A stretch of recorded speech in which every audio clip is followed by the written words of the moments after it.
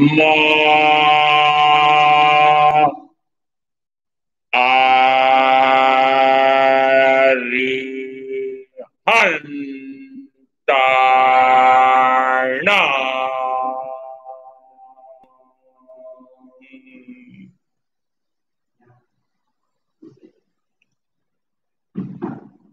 ना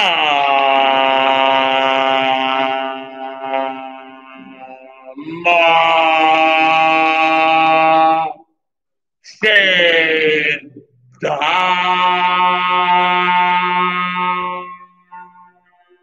ना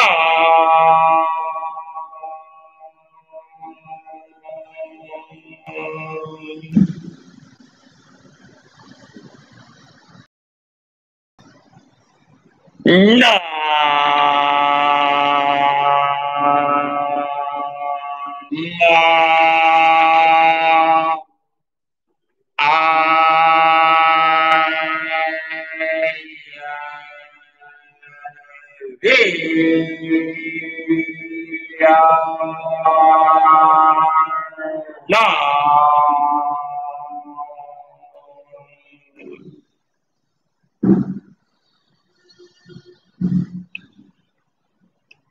ना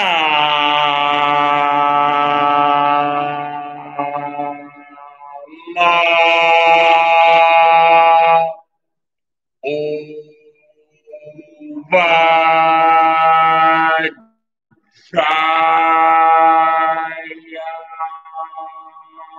ना मा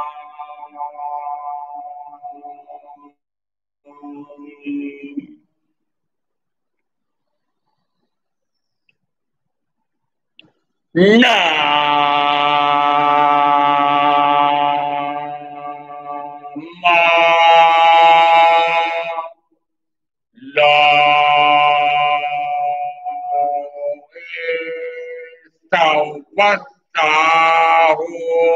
ना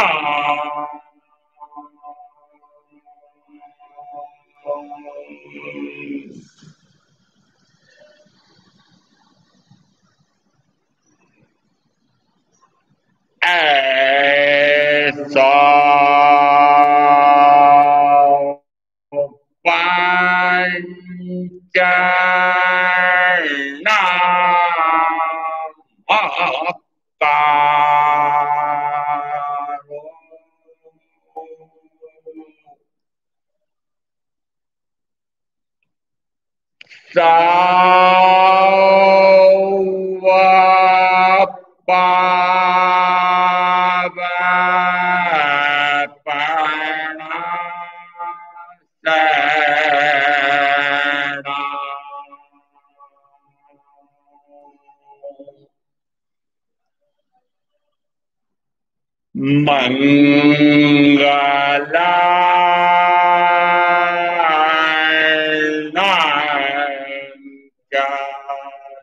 पंचनामकारो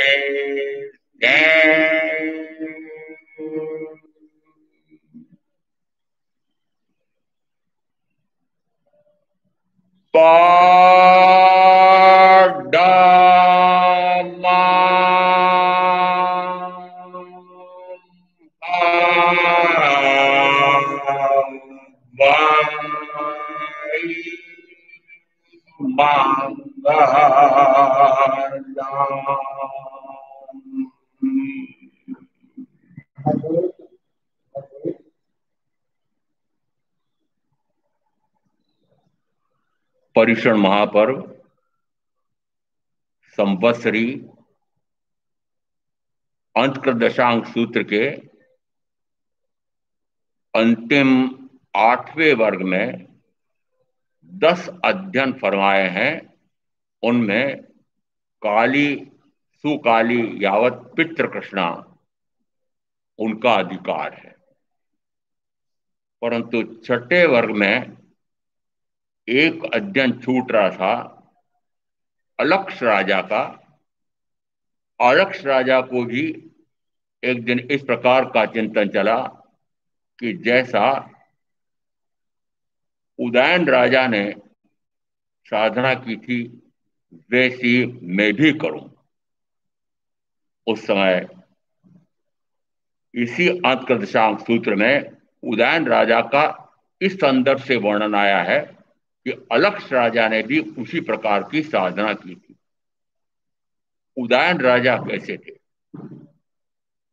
वे भाव निरंतर करते रहते थे कि वे कई राजा, तलवर, मांडविक, श्रेष्ठी, अन्य कई धन्य हैं कि वे तीर्थंकर महावीर की वंदना, नमस्कार, परिउपासना करते हैं। मैं कैसा हूं कि मेरे लिए तो दर्शन भी दुर्लभ हैं। और फिर भावना भाते हैं कि यदि तीर्थंकर महावीर मेरी नगरी में पधारे तो मैं सर्वस्व का परित्याग करके, सर्वतः विरत होकर के और प्रवज्ञा अंगीकार कर लूंगा। मेरी नगरी में तीर्थंकर महावीर पधारे तो आपकी नगरी में मैं भी आया। क्या आपने ऐसी भावना भाई थी क्या? प्रधान जी, महामंत्री जी बताएंगे। यदि मेरी नगरी में उदयमुनि आ जाए तो मैं भी सर्ववृत्ति संयम प्रवज्ञा ग्रहण कर लूंगा। और उस समय तीर्थंकर महावीर चंपा नगरी में थे और बीत भय नगर वह 700 कोस दूर था। 700 कोस, गिनती लगा लेना आप लोग किलोमीटर में। और तीर्थंकर महावीर मात्र एक आत्मा के कल्याणार्थ कहां पधार रहे हैं? बीत भय नगर। और जिस समय वहां पधारते हैं तो उदयन राजा सर्वतः विरत होकर के प्रवज्ञा ग्रहण करते हैं। उल्लेख थोड़ा इस प्रकार का भी है कि यदि मैं राज्य का पूर्णतः परित्याग करके सर्ववृत्ति संयम ले रहा हूं तो मैंने इस राज्य को कर्म का आश्रय बंध मान करके निरंतर चतुर्गति में परिभ्रमण का कारण माना है, तो मैं अपने पुत्र को क्यों इस जंजाल में फंसाऊं?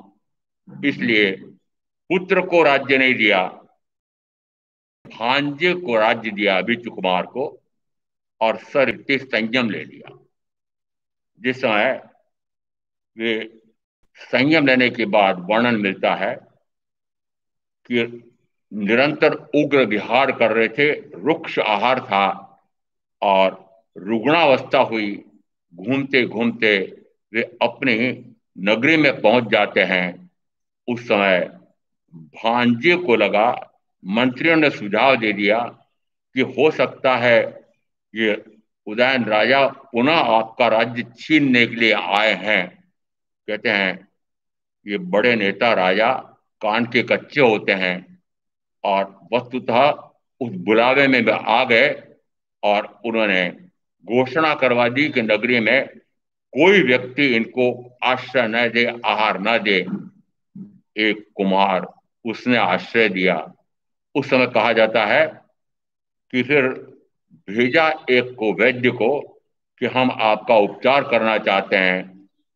सरल जीव, उसी भाव में मोक्ष जाने वाले। उन्होंने कहा भाई ठीक। वैद्य को भेजा था अभिचु कुमार राजा ने, और वैद्य ने जहर मिली हुई औषधि दे दी। और उस कारण से जिस समय वे ध्यान साधना में मग्न थे उस समय जहर का प्रभाव होता है। जहर के प्रभाव के दो उदाहरण मिलते हैं। एक राजप्रश्नी सूत्र में मिलता है, प्राण प्यारी ने प्राण प्यारे के कपड़ों में भोजन में विष मिला दिया। ऐसा प्राण प्यारा किस काम का कि जो न तो भोगों में रस ले न राजकाज में रुचि ले। इससे तो ये मर जाए तो अच्छा, मैं राजमाता बन जाऊंगी तो राजमाता का सुख भोगूंगी, मेरा बेटा जो है वह राजा हो जाएगा। ये मर जाए तो अच्छा नहीं, मार ही डाला। प्राण प्यारी प्राण लेवी हो जाती है। ये प्राण प्यारी जिसने अपने प्राण प्यारी मान रखी है, प्राण प्यारा मान रखा है, मत मानो कि वो प्राण प्यारी। अरे जब तक आप उसको 5 इंद्रियों के भोगों में सहायता पहुंचाते हो तब तक वो प्राण प्यारी या प्राण प्यारा है। और यदि भोगों में बाधा पड़ जाए तो वो प्राण लेवी प्राण लेवा बन जाता है। देखो संसार का कितना स्वार्थों का संबंध है। इन स्वार्थों के संबंध में आप ले रहे हो। ये मात्र स्वार्थ के जितने आपके सांसारिक पारिवारिक संबंध है वो स्वार्थों के संबंध। बीच में पूछ रहा हूं, मेरा आपसे क्या स्वार्थ है? हुँ? है? गुरु शिष्य का आपस में कोई स्वार्थ होता है? ठीक है, नहीं। मैं भी ज्ञान दर्शन चारित्र या ज्ञान दर्शन चारित्र तप मोक्ष के मार्ग पर आरूढ़ होकर के और मोक्ष प्राप्ति की साधना कर रहा हूं कि मेरे साथ शिष्य ये भी इसी प्रकार की साधना कर रहे हैं। इसका अर्थ है कि उनमें एक समान कार्य है, एक लक्ष्य है। और एक लक्ष्य, इसका अर्थ है कि फिर उसमें वह लक्ष्य कौन सा है कि आत्मशुद्धि का, आत्मसिद्धि का लक्ष्य है। तो आत्मशुद्धि आत्मसिद्धि के लक्ष्य में स्वार्थ नहीं है। उस आत्मशुद्धि के लक्ष्य में एक दूसरे को सहयोगी होता है। वह स्वार्थ का संबंध, वो निस्वार्थ संबंध है, आत्म साधना से संबंध है। परंतु आपके जितने संबंध है वो सारे शरीर सुख के संबंध में है। जिस समय जौहर चढ़ने लगता है, वे पोषद में थे राजा परदेशी, और उनको अनुभव तो आ गया था कि मेरे विष अमुक ने मिलाया है, ऐसा अनुभव भी आ गया था। परंतु लेश मात्र भी उसके प्रति द्वेष का, क्रोध का, विकार का भाव नहीं किया और मात्र आत्मचिंतन में जाते हैं। और आत्मचिंतन में जाते क्या है? हे विष, तो इस शरीर का नाश कर सकता है, आत्मा के गुणों में तो लेश मात्र भी तो हानि नहीं पहुंचा सकता। ऐसा चिंतन, इसका अर्थ है कि जहर तू मेरा कुछ नहीं कर सकता। मेरा है ना किसका? आत्मा का। आत्मा अमूर्त है, अवर्णमय, अगंधमय, अरसमय, अस्पर्शमय। ये तो नकारात्मक परिभाषा 2-10 व्याख्या प्रज्ञप्ति में दी गई है। एक सकारात्मक परीक्षा वापस 2-1 में भी दी गई है। ये अनंत ज्ञान पर्यावान, अनंत दर्शन पर्यावान, अनंत चारित्र पर्यावान। इसका अर्थ है कि ज्ञान दर्शन और सुख, इन मेरे निज गुण में, अमूर्त गुण में, ये मूर्त जहर क्या कर सकता है? तो कुछ नहीं कर सकता है। देखो चिंतन किस प्रकार का, आत्मचिंतन। ये जहर तू मेरा कुछ नहीं बिगाड़ सकता है, इस शरीर का ही नाश करेगा। और शरीर को तो मैंने मान लिया है कि ये मेरा है ही नहीं। जो जावे सो मेरा नहीं, जो मेरा सो जावे नहीं। जावे सो मेरा नहीं, मेरा सो जावे नहीं। क्या आप क्या समझे? मेरा सो जावे नहीं। मेरा यानी ज्ञान दर्शन सुख वीर्य, ये मेरे गुण हैं। ये मेरे गुण हैं, ये मेरे साथ अभिन्न संबंध रखते हैं, मेरे साथ अनन्य संबंध है, मेरे साथ इनका तादात्म्य संबंध है। शरीर आदि का, दूसरा शब्द पूछ रहा हूं, ज्ञान दर्शन सुख वीर्य आदि अनंत गुणों का मेरे साथ तादात्म्य संबंध है। दो प्रकार के संबंध होते हैं। अब दूसरा शब्द आपसे पूछ रहा हूं।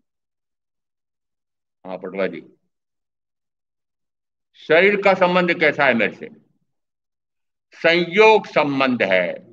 संयोग यानी मिलता है बिछुड़ता है, मिलता है बिछुड़ता है, मिलता है बिछुड़ता है। जिस समय मिलता है उस समय बिछुड़ता भी, जिस समय बिछुड़ता है उस समय मिलता भी है। यदि बिछुड़ने का इसका स्वभाव है, मुझसे वियोग होने का इसका स्वभाव है, यदि वियोग हो गया तो पुनः संयोग करूं, क्यों करूं? क्या कभी आपको लगता है कि इस शरीर से मेरा जो संयोग अनादि से जुड़ा हुआ है, या अनादि से प्रवाह रूप में जुड़ा हुआ है? भिन्न भिन्न प्रकार के शरीर, भिन्न भिन्न प्रकार के गतियों में मुझे मिले हैं। इसका अर्थ है कि इसका संयोग है और वियोग भी है। संयोग और वियोग होता है पुद्गल का, अन्य द्रव्य का। मैं अन्य द्रव्य हूं या अन्य द्रव्य है, मैं जीव द्रव्य हूं और यह शरीर पुद्गल द्रव्य है, मेरा इसका क्या संबंध? दोनों द्रव्य से, क्षेत्र से, काल से, भाव से, गुण से पूर्णतः भिन्न है। कितने अपेक्षाओं से? 5 अपेक्षाओं से। एक एक की पूर्ति 5 जने करेंगे। द्रव्य से मैं, हाँ प्रवीण भाई, अरे प्रवीण भाई का नंबर आया है। द्रव्य से मैं, द्रव्य से मैं कौन? द्रव्य से मैं आत्मा, द्रव्य से शरीर पुद्गल, क्षेत्र से मैं असंख्यात प्रदेशी, क्षेत्र से शरीर कनाडा जी अनंत प्रदेशी, काल से मैं त्रैकालिक, अनादि से हूं, वर्तमान में हूं, अनंत काल तक रहूंगा। कोई काल ऐसा नहीं था जिसमें मैं नहीं था, कोई काल ऐसा नहीं है जिसमें मैं नहीं हूं, कोई काल ऐसा नहीं होगा जिसमें मैं नहीं आऊंगा। मैं ध्रुव हूं, नित्य हूं, शाश्वत हूं, अवस्थित हूं, नियत हूं, अव्यय हूं। भिन्न भिन्न शब्द ये 2 10 व्याख्या प्रगति में और स्थानांक 5 में आए हैं। इसका अर्थ है कि प्रत्येक शब्द का अपना अपना अर्थ है, परंतु एक अपेक्षा से सारे समानार्थक हैं। मैं ध्रुव हूं, ध्रुवता के साथ उत्पाद और व्यय, ध्रुवता के साथ उत्पाद और व्यय। जो ध्रुव भी रहता है और उत्पन्न भी होता है और व्यय को भी प्राप्त होता है, उस समय भी यहाँ के दार्शनिकों को, भारत के दार्शनिकों को समझ में नहीं आता था। विदेशी दार्शनिक भी समझ नहीं पाते थे कि महावीर कितने विचित्र हैं। कहते द्रव्य वह है जो ध्रुव है, परंतु वह ध्रुव नहीं रहता है। वह द्रव्य से तो ध्रुव रहता है, परंतु द्रव्य और गुण की अपेक्षा से तो ध्रुव है, परंतु पर्याय से तो वह परिवर्तित होता है। जो परिवर्तन है उसको कहते हैं पर्याय। इसका अर्थ है अब परिवर्तन हो रहा है। परिवर्तन किस में हो रहा है? इस पुद्गल में परिवर्तन हो रहा है, पौद्गलिक शरीर में परिवर्तन होता है। अब वर्ण में, गंध में, रस में, स्पर्श में निरंतर परिवर्तन, जड़ के कारण। अब जिस समय जहर के कारण उसमें परिवर्तन हो रहा है, परिवर्तन मुझ में हो रहा है कि मुझसे भिन्न द्रव्य में हो रहा है?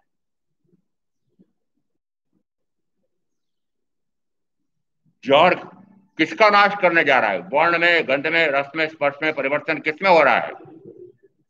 शरीर में। मैं दुखी क्यों? मैं दुखी क्यों? यदि पर द्रव्य में कुछ भी बिगाड़ा हो रहा है, मेरा तो कुछ नहीं हो रहा है। यदि इस पुद्गल द्रव्य के वर्ण में, गंध में, रस में, स्पर्श में पर्यायंतर विकृत हो रहा है, क्या मेरे ज्ञान दर्शन सुख वीर्य में कोई हानि हो रही है? तो फिर दुखी क्यों होते हो?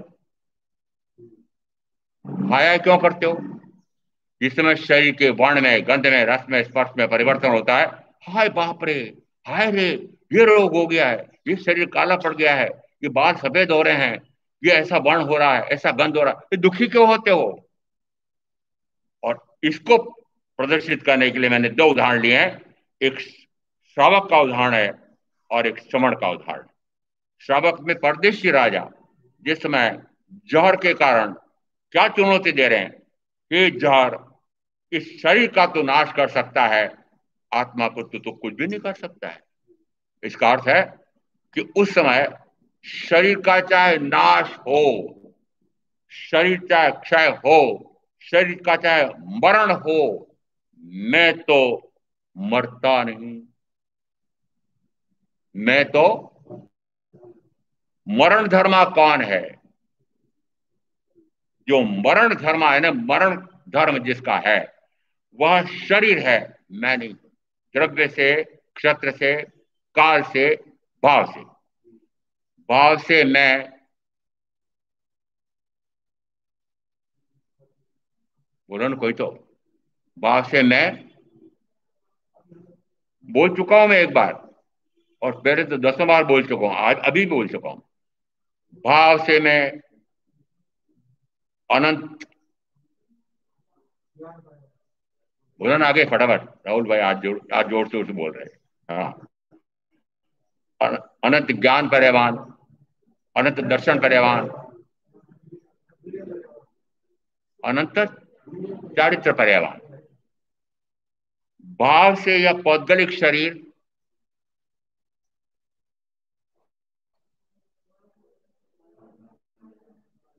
अनंत वर्ण पर्यावान, अनंत गंध पर्यावान, अनंत रस पर्यावान, अनंत स्पर्श पर्यावान। इसका क्या अर्थ हुआ?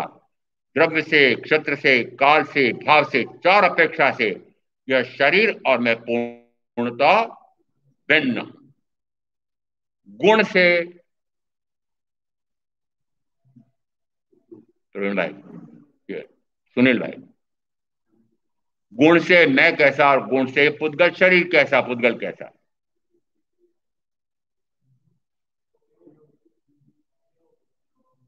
मल्लिका बहन, गुण से मैं उपयोग गुण वाला हूं, और गुण से यह शरीर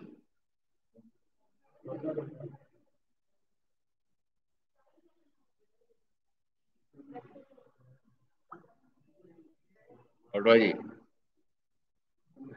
गुण से मैं उपयोग गुण वाला हूं, और गुण से यह शरीर ग्रहण गुण वाला है। ग्रहण कौन करता है? यदि पुद्गल पुद्गल को ग्रहण करता है, पुद्गल पुद्गल को, आहार कौन लेता है? भोजन कौन कर रहा है? मैं। मुझ में भोजन पुद्गल को ग्रहण करने की शक्ति है? नहीं। मेरे पास तो मात्र उपयोग नाम का गुण है। उपयोग नाम का गुण क्या है? उपयोग का अर्थ होता है अपने आप का गुण, अपने आप को जानने में लगे ज्ञानोपयोग, अपने आप का गुण अपने आप को देखने में लगे दर्शनोपयोग। इसका अर्थ है कि मैं निरंतर अपने को जानूं, मैं निरंतर अपने को देखूं, ऐसा मेरा त्रैकालिक गुण है। यदि निरंतर मैं अपने आप को ही जानूं, अपने आप को ही देखूं, अपने आप में रहूं, ऐसा मेरा त्रैकालिक गुण है। तीनों काल में इस प्रकार से अनादि से मेरा ऐसा गुण है, वर्तमान में भी ऐसा गुण है, अनंत काल तक ऐसा गुण रहेगा। तो अब मैं पूछ रहा हूं, क्या अपने आप को देखा, क्या अपने आप को जाना, क्या अपने आप में रमे? आपकी पूछ रहा हूं। अपने आप को जानना भी चाहते हो? अपने आप को देखना चाहते हो? कौन कौन? अपने आप में रमना चाहते हो? एक हाथ उठा है। मैं अपने आप को जानना चाहती हूं, अपने आप को देखना चाहती हूं, अपने आप को अपने आप में रमना चाहती हूं। सही बोले? शर्त बताऊंगा, माननी पड़ेगी। यदि अपने आप को देखना चाहते हो तो पराये का देखना बंद करो। तो अपने आप का देखना स्वतः है। यदि अपने आप को जानना चाहते हो तो पराये को अपना जानना बंद करो। अपना जानना स्वतः है। यदि अपने आप में रमना चाहते हो तो पराये में रमना बंद करो। करते हो? करना भी चाहते हो? नहीं करते हो बात, करते नहीं, मुझको करना भी चाहते हो क्या? करते नहीं हो तो मुझे पता है, पर करना भी चाहते हो क्या? अपने आप को जानता रहूं, अपने आप को देखता रहूं, अपने आप में रमता रहूं।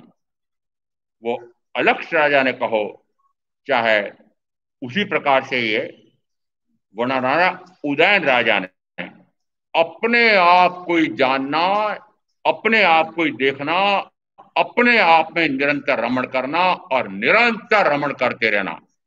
और ऐसा करते करते अनंत ज्ञान, अनंत दर्शन, अनंत सुख अनंत वीर गुण प्रकट होते हैं।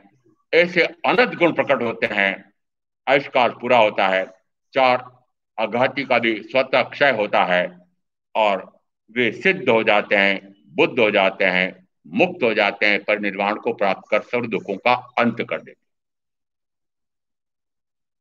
7वें वर्ग में 13 अध्ययन फरमाए हैं, उनमें 13 के 13 ये महाराजा श्रेणी की रानियों के नाम हैं और उन्होंने भी इसी प्रकार की कि तीर्थंकर महावीर से वाणी श्रवण करके और सर्ववृत्ति संयम ग्रहण करते हैं और उसी भाव में केवल ज्ञान केवल दर्शन लेकर के और सिद्ध बुद्ध मुक्त हो जाते हैं, परिनिर्वाण को प्राप्त कर सब दुखों का अंत कर देते हैं। 7वां वर्ग मुख्यतः आज संवत्सरी का दिन है, इसलिए ये अंतिम वर्ग 8वां वर्ग, उस 8वें वर्ग में 10 अध्ययन और 10 के साधना भिन्न भिन्न प्रकार की हैं, एक के बाद एक बढ़कर हैं और उनमें मुख्यतः तपा साधना की महत्ता है। उत्तराजन सूत्र के 28वें मोक्ष मार्ग गति अध्ययन में पहली गाथा में आया है, मोक्ष मग्गा गयन सत्यम सुने अजिण भाष्यम चौ कारण संयुक्तम नाण दंसन लक्षणम। मोक्ष मार्ग पर गति कैसे होती है यह जिनेश्वर भाषित तुम मुझसे सुनो। प्रथम पंक्ति का अर्थ है। दूसरा आया चौ कारण संयुक्तम, कि 4 कारणों से संयुक्त है और ज्ञान दर्शन लक्षणों वाला है। मोक्ष का मार्ग कौन सा है? ज्ञान दर्शन लक्षणों वाला, गुणों वाला। आत्मा का गुण कैसा है? ज्ञान और दर्शन। इसका अर्थ है मोक्ष का मार्ग भी ज्ञान दर्शन गुण वाला है और आत्मा का गुण भी ज्ञान दर्शन वाला है। तो मोक्ष के मार्ग में और आत्मा के मार्ग में कोई अंतर हुआ? मोक्ष के मार्ग पर आरूढ़ होना, मोक्षार्थ साधना करना और आत्मार्थ साधना करना एक ही बात है। पर पहले पूछ तो लूं कि मोक्षार्थ साधना करने के लिए आए हो क्या? आत्मार्थ सिद्ध करने के लिए आए हो क्या? मौन है, इसका अर्थ है कि अर्थ हाँ भी निकलता है, अर्थ ना भी निकलता है। मैं अर्थ ना ले रहा हूं। यदि बोलते कोई कि हाँ मेरा मोक्षार्थ साधना आत्मार्थ साधना है, तो उसको आत्मार्थ साधने का मार्ग मिल सकता है। जिसने चाहा ही नहीं कि मेरे को आत्मार्थ साधना है, आपको अभी कहां आत्मार्थ साधना है? अभी शरीर सुख चाहिए, एक बेटा है, एक बेटी है, किसी के 2 बेटे हैं, किसी की 2 बेटियां हैं, किसी के 1 बेटा है, 2 बेटियां हैं। ये ऐसे ऐसे एक बेटा एक बेटी याद, इस प्रकार की संस्था। पर अभी इनको पढ़ाना है, अब इनको होशियार करना है,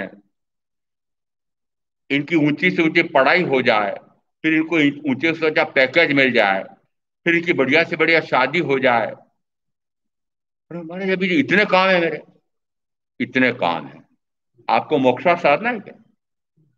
आपको वो सारे पहले सारे वे कार्य पूरे हो जाएं, कि मान लो वे पूरे हो जाएं। नहीं महाराज, मेरे अभी पिताजी वयोवृद्ध अवस्था में है, रुग्ण भी रहते हैं, मेरी माताजी भी इस प्रकार की है, वो मकान भी मेरा इस प्रकार का है कि जो ये कोटा पत्थर वाला बना हुआ है वो संगमरमर का बनाना है, ग्रेनाइट का बनाना है। महाराज अभी इतने काम पड़े हैं, अभी मोक्षार्थ साध महाराज ये सारे काम पूरे हो जाए और फिर मैं आपके पास आऊंगा। ऐसा करो, आप ऐसा करो, मुझे मोक्ष का मार्ग तो बता दो, मुझे जब जाना होगा तब चला जाऊंगा। मोक्ष का मार्ग तो बता दो, जब जाना होगा तब चला जाऊंगा। कब जाना होगा आपको? ये सारे कार्य संसार के परिवार के पूरे हो जाएं, तब फिर आपको लगेगा कि हाँ अब मोक्षार्थ साधना है। और ऐसा करते करते मेरे को भी 48 और 48 क्यों 66, एक को 68, एक को 71। कितने वर्ष लग गए? और यदि आपने भी ऐसे ही तय कर रखा है तो मैं पूछ रहा हूं कि ये तीन मूर्तियां तो बड़ी विचित्र हैं कि जिस समय चाहे 66 में निकला हूंगा मैं, 68 में निकले होंगे आत्मज्ञाता जी, और 70 में निकले होंगे, 71 में निकले होंगे आत्मदृष्टा जी, इनकी वर्षों पूर्व मेरी 13-14 वर्ष से, इनकी 10-10 वर्ष से ऐसी आत्म साधना चल रही थी, स्वाध्याय ध्यान, गोरक्षा और भी साथ साथ बहुत सारे।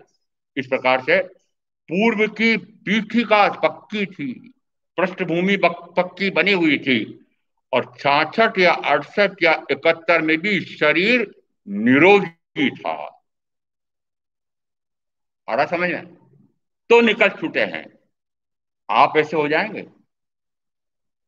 जो जो सोच रहे हैं हमारा अनुगमन करना चाहते हो, क्यों? हमने गलती की, मैंने गलती की, इनकी दो नहीं कहना, मैं अपना कहता हूं, मैंने गलती की, आप क्यों करना चाहते हैं? नहीं महाराज, आपने गलती की तो मैं भी करना चाहता हूं। अरे अरे, मैंने गलती की संसार बसाने की, मैंने गलती की पांच इंद्रियों की, पांच इंद्रियों के भोग की, तो आप मुझे देख करके वही गलती आप क्यों करना चाहते हैं? आप मत करो। यदि मैं कहूं मल्लिका बहन के बेटे, क्या नाम इसका, कि भाई मैंने गलती की, शादी करके पछतावा किया, मुझे भयंकर दुख, परेशान हो गया, 66 66 वर्ष तक निकल नहीं पाया। क्या नाम बताया? माणिक। हाँ, माणिक को कह रहा हूं मैं, भाई मैंने गलती की है संसार बसा करके, चतुर्वित्र संसार की रचना करना। मैं स्पष्ट बोलता हूं, संसार बसाना, संसार बसाना समझते हैं? ये माता पिता समझते हैं। बेटे का संसार बसाया, बेटी का संसार बसाया। अरे आपने उसको संसार तो बसाया है, संसार में फंसाया है, चतुर्वित्र संसार में फंसाया है। चतुर्वित्र संसार में फंसाया है। यदि एक बेटा उसकी बहू लाए, एक बेटी उसका जमाई लाए, अब दोनों मिलकर के जीवन भर क्या करेंगे? क्योंकि पांच इंद्रियों का चक्कर के भोग भोगेंगे और उसके कारण से अनंत कर्म का बंद करेंगे। यदि वह स्त्री है तो छठी नार की, और पुरुष है तो सातवीं नार की। कहां भेज रहे हो अपने बेटे बेटी को? मैंने कल उदाहरण दिए थे कि कौन कौन से अल्प वय में दीक्षित हुए थे। एक उदाहरण ले तो लिया था पर छूट गया था। सिद्ध कौर जमार साहब, जिनसे मुझे प्रेरणा प्राप्त हुई थी, उन्हीं से मुझे सबसे पहले स्वाध्याय की लगन ही उन्हीं से लगी थी। समय सार कलश पढ़ाया था उन्होंने पूरे चातुर्मास, और फिर उसके बाद में बहुत सारे त्याग पचकान, और उसके बाद फिर प्रेरणा यहां तक कि संयम ले लो, और संयम भी हमारे शीतल कच्छ में ले लो। जिस समय एकमात्र इकलौती पुत्र माता पिता की, पिता ने कहा बेटी संसार बसा के क्या करेगी, विवाह करके क्या करेगी, निरंतर कर्म का बंद करके चतुर्कृति में भटकती रहेगी, इससे तो तू सर्वविधि संयम ले ले। 16 वर्ष की वय में उन्होंने संयम ले लिया, और इतने उत्कृष्ट ज्ञानाराधक, दर्शनाराधक, चारित्राराधक, ऐसे उत्कृष्ट महासत्या, अल्प वय में दीक्षा लेने वाले और ऐसा शासन को दिपाने वाले एक और, जिनके साथ मेरा काफी संबंध रहा दीक्षा के पहले, आचार्य हस्तीमल जी महाराज साहब। मां निरंतर विचार कर रही है कि मेरा बेटा यह सर्ववृत्ति संयम ले, मेरा बेटा सर्ववृत्ति संयम ले। यहां जो जो माएँ बैठी हुई हैं, माएँ होने वाली हैं, दादियां हो गई हैं, मैं पूछ रहा हूं कभी आपने ऐसा भाव किया कि मेरा बेटा सर्ववृत्ति संयम ले, मोक्षार्थ साधना करे और मुक्त हो जाए? ऐसी भावना भाने वाली मैंने सुना है एकमात्र माता मदालसा जरूर आई है। सिद्धों सी, बुद्धों सी, निरंजनों सी पालने में झुलाती थी। एक पुत्र हुआ, पालने में झुलाती झुलाती कहती है, हे बेटा तू सिद्ध हो जाना, बुद्ध हो जाना, मुक्त हो जाना, परिनिर्वाण को प्राप्त कर, सर्व दुखों का अंत कर देना। एक बेटा संयम लेकर के मुक्त हो गया, दूसरा, तीसरा, चौथा, पांचवा, छठा, सातवां।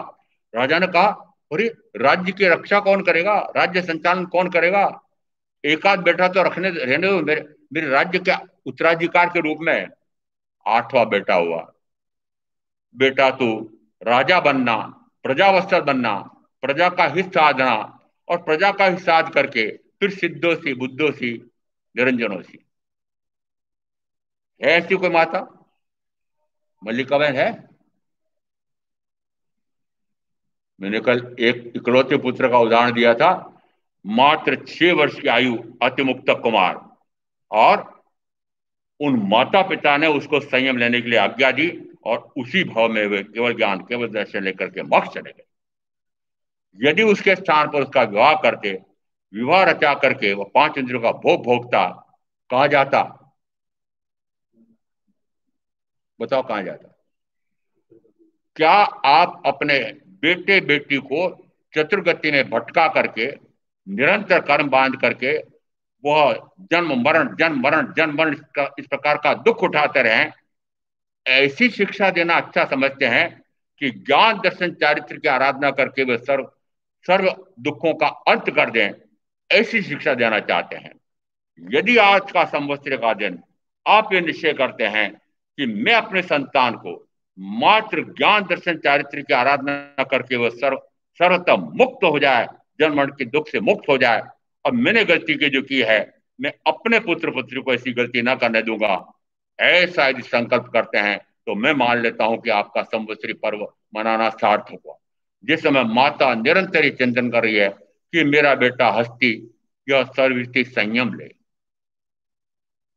8 वर्ष की, 8.25 वर्ष की उम्र हुई होगी, और रूपा गुरु उनको सुपुर्द कर दिया, संयम ग्रहण करा दिया। उन्होंने जैसे संयम ग्रहण किया, वैसे वैसे देखा यह हस्ती मुनि लघु वही, परंतु बुद्धि कुशाग्र थी।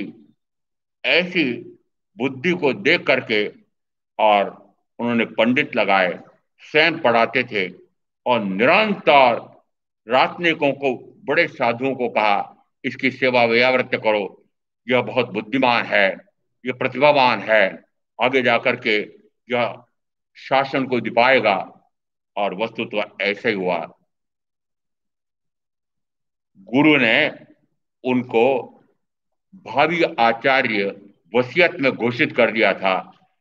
देवलोकगमन हो गया गुरु का उस समय।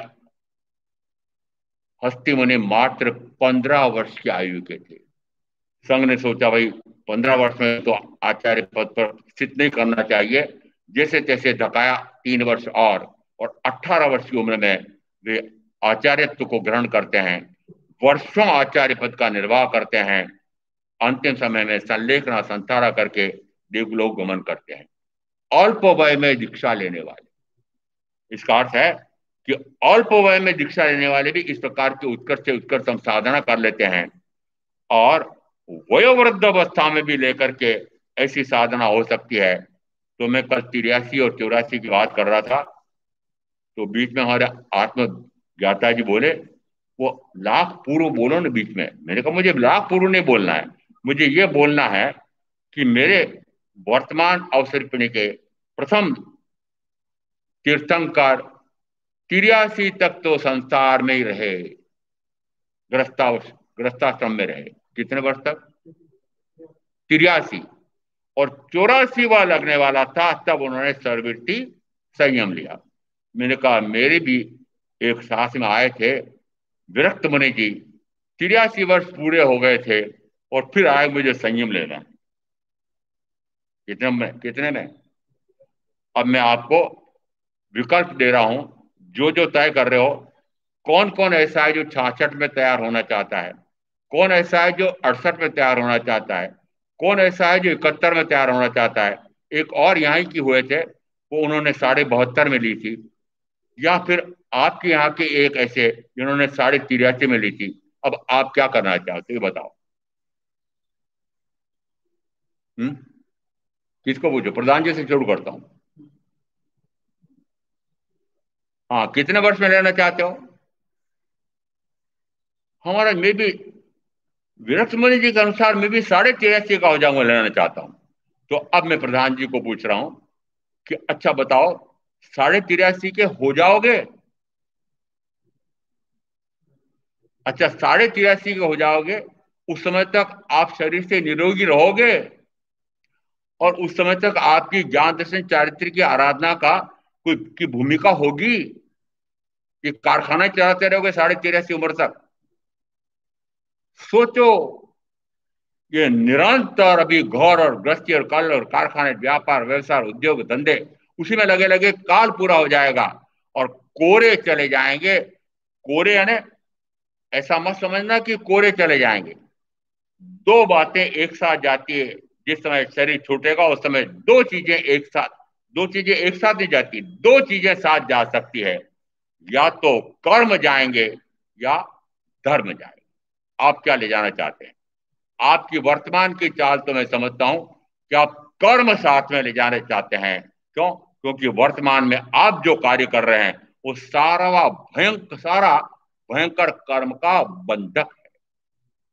जो कार्य कर रहे हैं वो सारा आरंभ, समारंभ, समारंभ, परिग्रह और स्थानांक सूत्रकार कहते हैं, दो को ज्ञ परिज्ञा से जाने बिना और प्रत्याख्यान परिज्ञा से त्यागे बिना न तो वह ज्ञान प्राप्त कर सकता है, न वह केवल ज्ञान प्राप्त कर सकता है। बीच में नो बोल और आए हैं।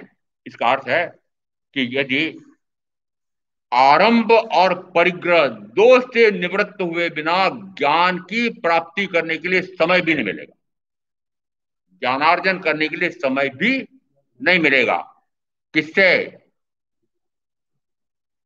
यदि आरंभ, समारंभ, समारंभ में लगे हुए हैं और उसके कारण से आपने परिग्रह जोड़ रखा है।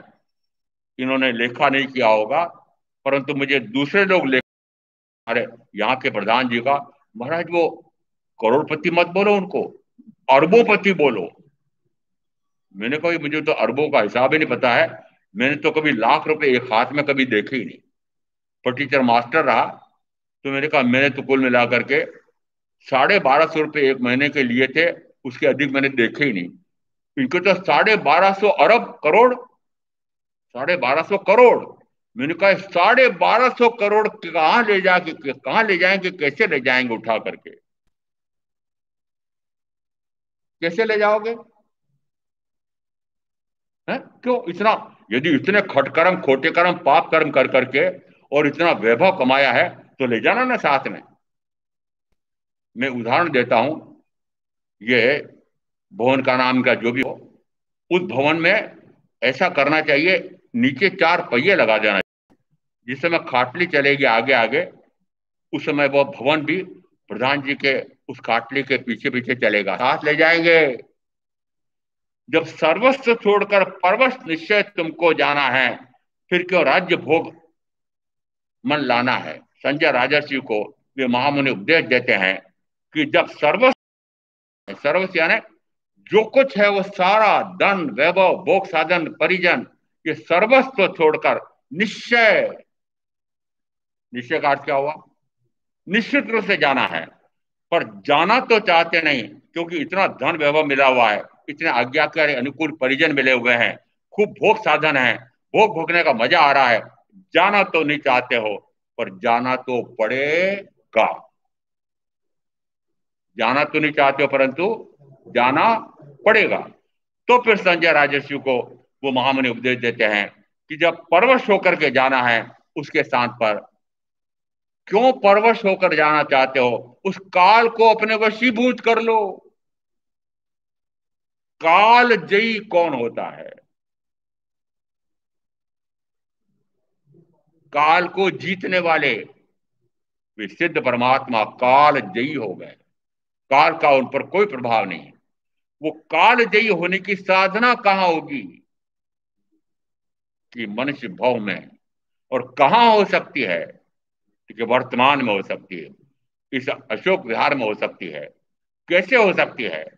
तो कहा ज्ञान और दर्शन लक्षणों वाले मोक्ष के मार्ग पर आरूढ़ हो जाओ। ज्ञान और दर्शन लक्षणों वाला तो मोक्ष का मार्ग है। और उसमें अब दूसरी गाथा में चौ कारण संयुक्तम, चार कारणों से संयुक्त है और दो लक्षणों वाला है। कारण और लक्षण भिन्न है। कारण है नाणम च दंसनम चेव चरितम च तवोतः वीर्यम ओगो एवं जुगुप्सा लक्षणम। ये तो 11वीं गाथा हो गई। नाणम च दंसनम चेव चरितम च तवोतः ऐस मुगुत्य पणत्तो जिन्हें वर्दंसेम। जिनेश्वरों ने, वरदर्शी जिनेश्वर परमात्मा ने चार कारणों से संयुक्त या मोक्ष का मार्ग बताया। चार कारणों से संयुक्त, संयुक्त ने चारों कारणों से मिला हुआ यह मोक्ष का मार्ग है। इसका अर्थ है कि चारों अलग अलग नहीं है, चारों अलग अलग नहीं है, चारों का एकीभूत करना है। ज्ञान, दर्शन, चारित्र और तप। अब क्योंकि मैंने कहा था आज संवत्सरी के दिन ये 8वां वर्ग चलता है अंतकर दशांक सूत्र का, उसमें 10 काली सुकाली यावत पित्र सेन कृष्णा उनका अधिकार चल रहा है।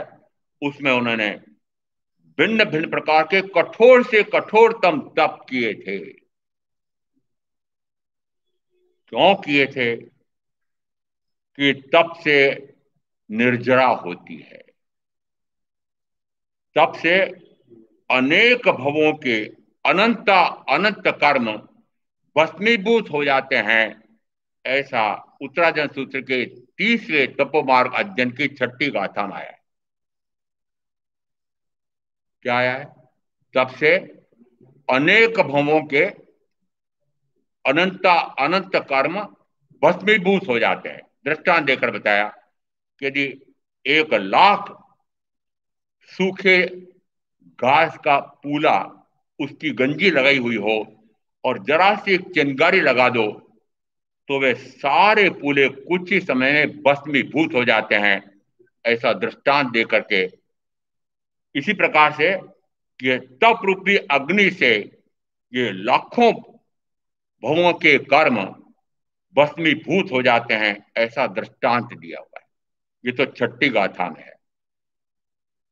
पहले की 5 गाथाओं का आपको पता है क्या है? उसमें आया है, पहली गाथा आया है भिक्षु राग देशादि विकारी भावों के कारण से जो कर्म का आश्रबंध हुआ है उससे कैसे मुक्त होते हैं वह तुम मुझसे सुनो। शब्द क्या दिया? भिक्षु।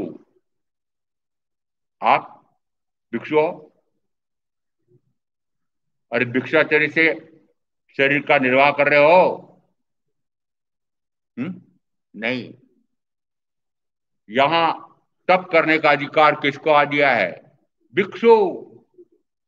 इसका अर्थ है कि भिक्षु किस प्रकार से तप साधना करके कर्मों को भस्मीभूत करते हैं वह तुम मुझसे सुनो। पहली गाथा है। चौथी गाथा में वापस आ गया ऐसा। और आगे इसमें दिया कि प्रथमता वह रस साता रिद्धि गारव से परे हो। रस साता रिद्धि गारव, गौरव यानी 3 प्रकार के गौरव कि मुझे ऐसा बढ़िया रसीला भोजन मिलता है, मुझे इस प्रकार से साताकारी स्थान या व्यक्ति या श्रावक श्राविका मिलते हैं। रस साता रिद्धि, मुझे इस प्रकार से ऐसी रिद्धि सिद्धि, इस प्रकार से मुझे वाहवाही जय जयकार यश कीर्ति मिली हुई है। रस साता रिद्धि गारव ये शल्य है। क्या ये? कांटे। माया निदान मिथ्या दर्शन ये शल्य हैं। तो कहा इस प्रकार से 3 से वह परे हो। कौन से 3 से? रस आता रिद्धि गौरव से परे हो। फिर कहा ये माया निदान और शल्य। माया, माया है ना जो वास्तविकता तो है नहीं परंतु ऐसा लगता है कि है। माया क्या है? माया देव, माया देवी, यही माया है। ये माया देव माया देवी को चक्कर में डालते हैं, माया देवी माया देव को चक्कर में डालती है। ऐसा लगता है ये माया देव माया देवी को सुख पहुंचा रहे हैं, ये माया देवी माया देव को सुख पहुंचा रही है। अरे मात्र भ्रमणा है, ये सुख सुख है ही नहीं, परंतु ऐसा लगता है ये सुख है, ये सुख है, यही माया है। सुख तो है नहीं, मात्र माया मात्र ऐसा लगता है कि सुख है, वस्तुतः सुख है नहीं। कहा नहीं कि शरीर या शरीर के माध्यम से, इंद्रियों के माध्यम से मिलने वाला सुख सुख नहीं है, मात्र भ्रमणा है, बुलावा है, स्वप्नवत है। इसका अर्थ है यह प्रथमतः माया। फिर कहा निदान, मेरे संयम और तप का कोई फल हो तो मुझे ऐसा इंद्रिय सुख, शरीर सुख, भोग सुख, राज्य सुख ऐसा मिले, इसको कहा निदान। माया निदान। और फिर मिथ्या दर्शन शल्य, एक ऐसा कांटा, मिथ्यात्व नामा एक कांटा। कहते हैं कि यदि पांव में कांटा चुभ जाए तो वह सड़क पर एक कदम भी नहीं चल सकता है। इसी प्रकार से मिथ्या दर्शन वाला है, कांटा चुभ जाए, मिथ्यात्व नाम का एक कांटा यदि है तो साथ में कहो वो मोक्ष के मार्ग पर एक कदम भी नहीं चल सकता है। ऐसे पहले ये मिथ्या, माया, निदान, शल्य और रस आतर रिद्धि गौरव, इन तीन से परे हो। फिर कहा हिंसा, झूठ, चोरी, मैथुन, परिग्रह, इन पांच पापों से पूर्णतः तीन करण, तीन योग से जीवन पर्यंत के लिए परे हो, और रात्रि भोजन का पूर्णतः त्याग करे, चारों प्रकार के आहार का। समझ में आया? भूमिका है। पहले क्या करे, पहले क्या करे? ये छठी गाथा में आया है कि अनेक भवों के अनंत कर्मों को भस्मीभूत करता है। कौन करता है? भिक्षु। वो भिक्षु कैसा है? तीन प्रकार के रस आता रिद्धि गारव से परे होता है, तीन प्रकार के ये शल्यों से परे होता है, फिर हिंसा, झूठ, चोरी, मैथुन, परिग्रह, इन पांच प्रकार के पापों से परे होता है, रात्रि भोजन का चारों प्रकार का आहार का पूर्णतः परित्याग करता है, फिर कहा चारों प्रकार के कषाय, क्रोध, मान, माया, लोभ, इनसे परे होता है, फिर कहा राग द्वेष से परे होता है, राग द्वेषादि ग्रंथियों का छेदन भेदन करता है, और ऐसा छेदन भेदन करने वाला वह निर्ग्रंथ भिक्षु का पर्यायवाची है। ऐसा जिस समय वह, अब छठी गाथा में अर्थ आ रहा है, फल आ रहा है कि ऐसा भिक्षु, ऐसा निर्ग्रंथ, वह अनेक भवों के अनंत कर्मों को भस्मीभूत करता है। पांचवी गाथा में दृष्टांत दिया, किसानों को पता है कि अब यह बहुत बड़ा तालाब हमारे यहाँ है, इस तालाब में पानी बहुत कम रह गया है, अब इसमें सिंचाई हो नहीं सकती है, इसलिए यदि इसको सुखा दें तो फिर इसमें सर्दी की फसल अच्छी हो सकती है।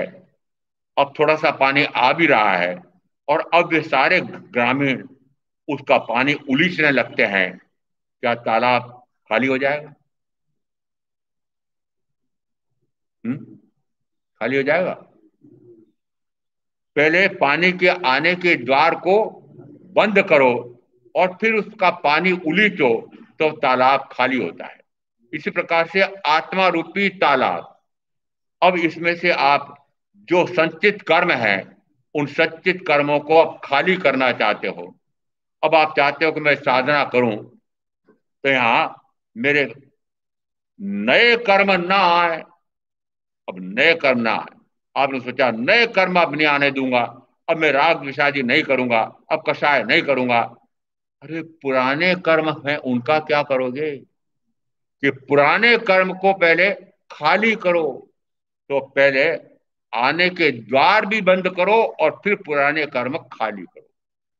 तो आने के द्वार बंद करो, कर्म के आने के द्वार, सुनील भाई, कर्म के आने के पांच, मिथ्यात्व, आगे पूर्ति करो, मिथ्यात्व, अविरति, प्रमाद, कषाय और योग। उसमें सबसे पहले कहा मिथ्यात्व। मिथ्यात्व नहीं, योग, मूल से तो योग है, योग है, मन, वचन, काया, ये तीन प्रकार के हैं।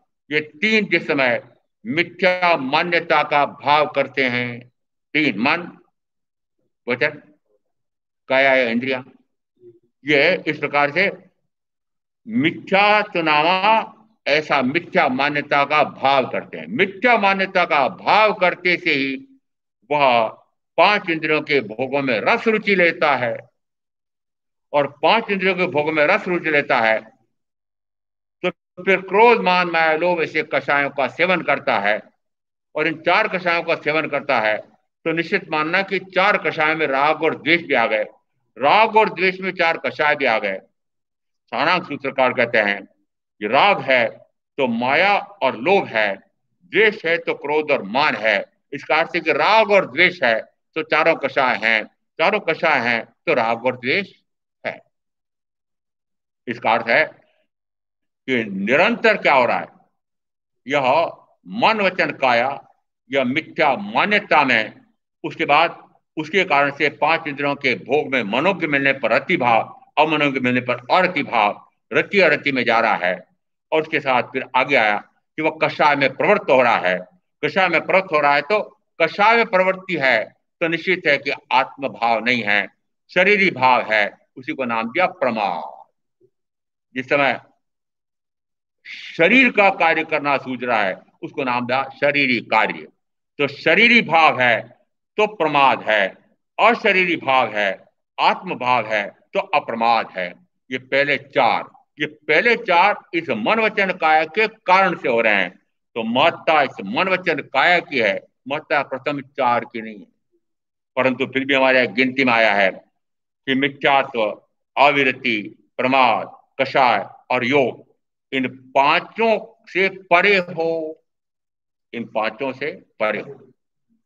तो साधना प्रारंभ कब होगी कि पहले इन पांच प्रकार के आश्रय के द्वार को बंद करे, आने के द्वार को बंद करे।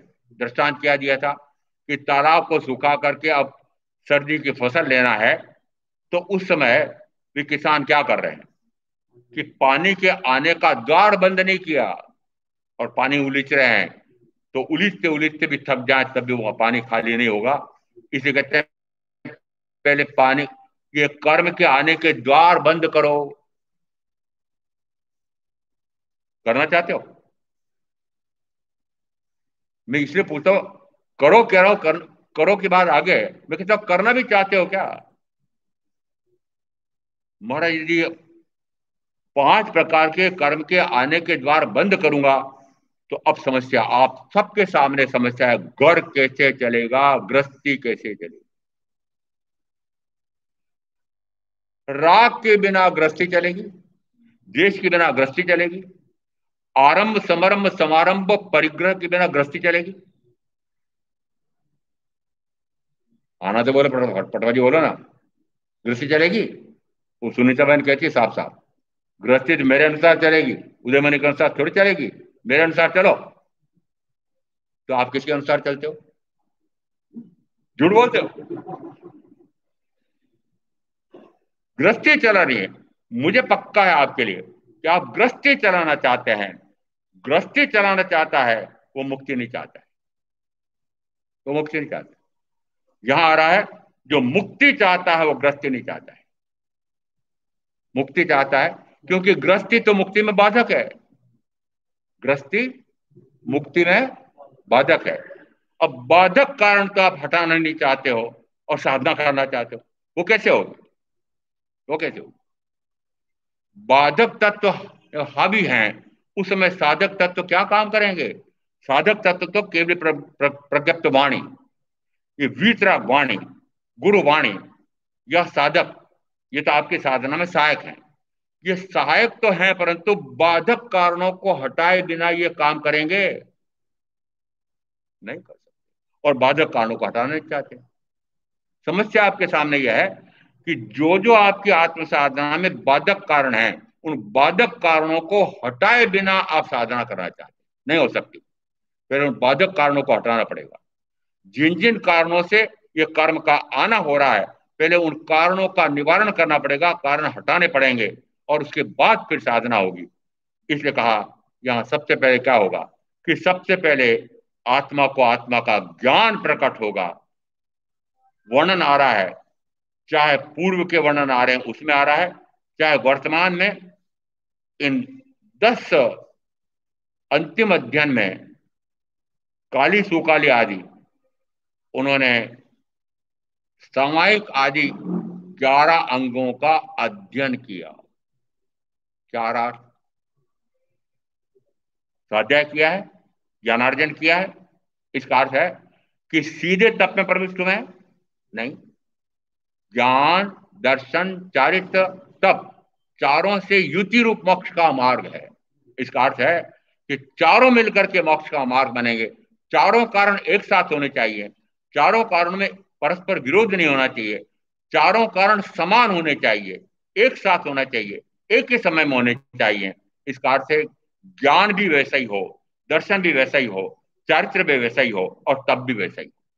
ज्ञान है आत्मा को आत्मा का ज्ञान, दर्शन है आत्मा को आत्मा का दर्शन, जानना अपने आप का, देखना अपने आप का, रमना अपने आप में। ये 3 हुए पहले, ज्ञान दर्शन चारित्र। अब आ रहा है तप।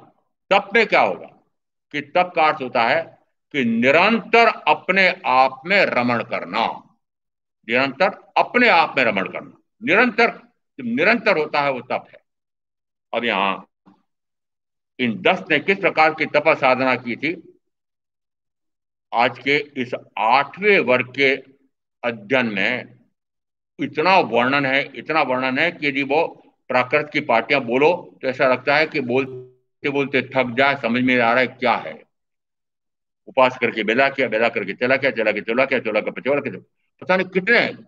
और इस प्रकार से जिस समय वे ऐसे उपवास करते हैं, उपवास में पहली बार में कहते हैं सब काम गुण पारे, कि काम गुण, पांचों इंद्रियों को पुष्ट करने वाले काम गुण, कि इस प्रकार का उस समय आहार पारने में लेते थे। तो पहले जिस समय ऐसी जो रत्नावली कनकावली से लगा करके आगे सर्वतोभद्र वहां तक की गिनना, उसमें क्या आ रहा है कि पहली परिपाटी में क्या कर रहे हैं कि पारने में विगय वर्जित नहीं है।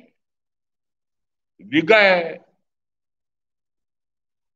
शास्त्र में विगय के स्थान पर शब्द आया है विकृति, विगय नहीं है वहां पर, विकृति यानी जो आत्मा को विकृत करता है उसे कहा जाता है विगय।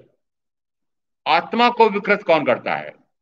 दूध, दही, घी, तेल, मीठा, मीठे में चीनी, खांडसारी, चीनी की जगह शक्कर, गुड़, सारे गिनना, ये 5 विगय हैं।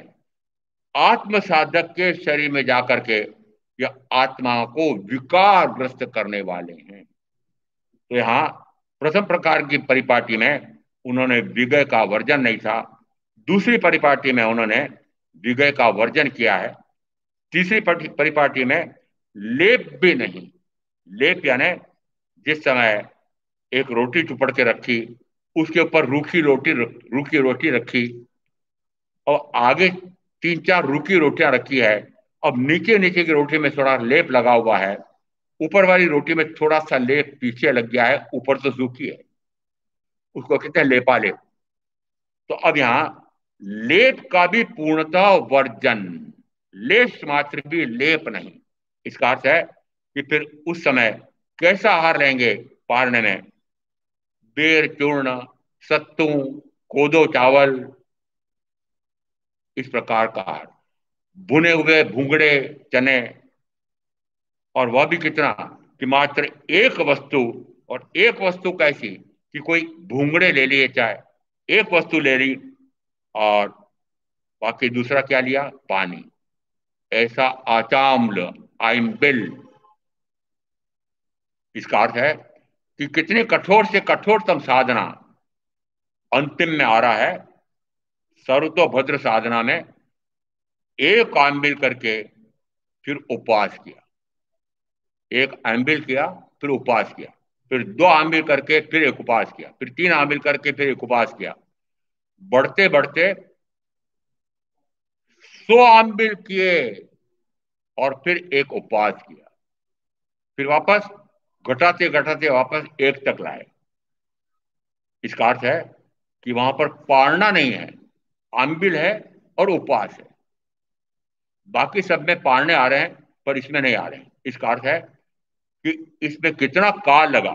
सूत्रकारों ने इतने वर्ष, इतने महीने, इतने दिन, फिर बीच में दत्तियों का वर्णन आ है। पहले दिन एक दत्ती, दूसरे दिन दो दत्ती, तीन दत्ती। तो सूत्रकार ने दत्तियों का वर्णन किया, उनकी इतनी दत्ती ली। अरे कहाँ गिनती कर रहे हो, किसके गिनती करने बैठ गए। दत्ती का अर्थ होता है, पहले आपसे पूछ लो दत्तियां ने क्या। यदि मैं ऐसा तय करके निकलूं कि आज मुझे मात्र 7 दत्ती आहार लेना है, और अब क्योंकि 5 विगय और नमक रहित भोजन तो घर में खाता है नहीं कोई, अब उसने इस प्रकार का एक सब्जी बनाई। एक सब्जी कौन सी, चटनी की कटोरी में सब्जी बनी हुई थी, समझ रहे हैं? चटनी की कटोरी में सब्जी बनी हुई है। एक छोटा चम्मच लिया और एक चम्मच मेरे पात्र में डाला, वो सरक गई। फिर पति को आगे किया, एक चम्मच पति, वो सरक गए बेटे को, फिर बेटी को। मैंने एक चम्मच लिया, पात्री बंद कर दी। मैंने कुछ लिया नहीं, कुछ लिया नहीं। मैंने कहा ले तो लिया, ले तो लिया। विपुल भाई बैठे हैं। अशन पान खादिम स्वादिम, आगे शब्द आया, विपुल अशन पान खादिम स्वादिम से प्रतिलाभित करे। सूत्र तो ऐसा बोलता है। अब वो एक छोटा चम्मच, यदि एक चम्मच मैं मेरे पात्रे में डाला है, एक दत्ती हो गई। कितनी दत्ती? यदि वो एक छोटा चम्मच मैं 7 दत्ती भी तय करके जाऊं तो कितना सा आहार होगा,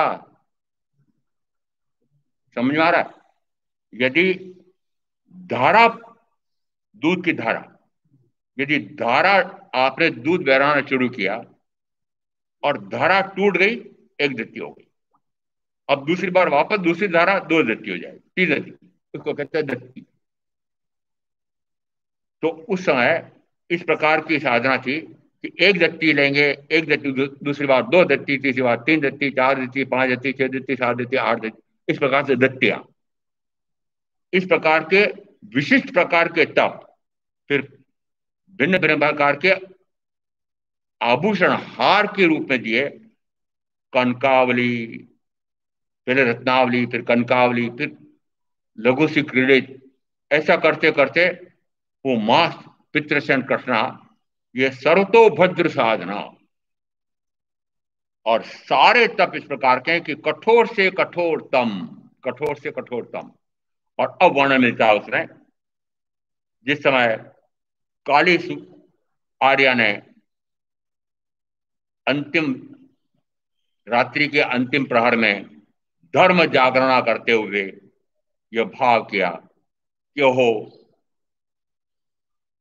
ऐसे कठोर तप साधना से यह शरीर तो रुक्ष हो गया है, क्रश हो गया है।